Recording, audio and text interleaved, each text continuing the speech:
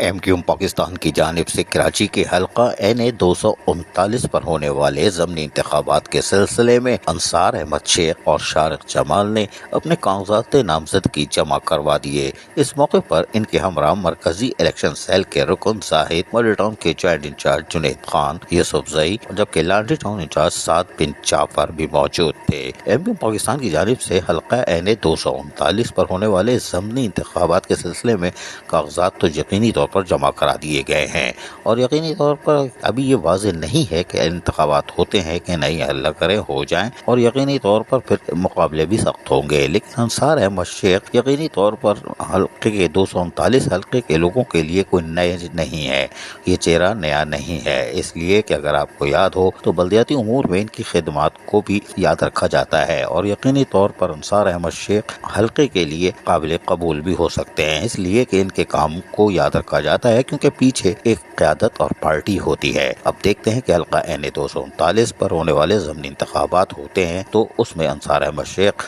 پر کتنا اعتماد کرتے ہیں۔ تاہم فی الحال کاغذات نامزدگی جمع کرا دی گئی۔ عزیز عارف، KBS بلدیاتی نیوز کراچی۔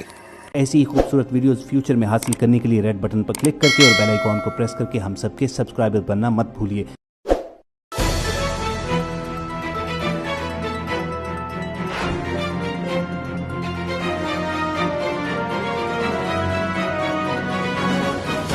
KBS بلدیاتی نیوز۔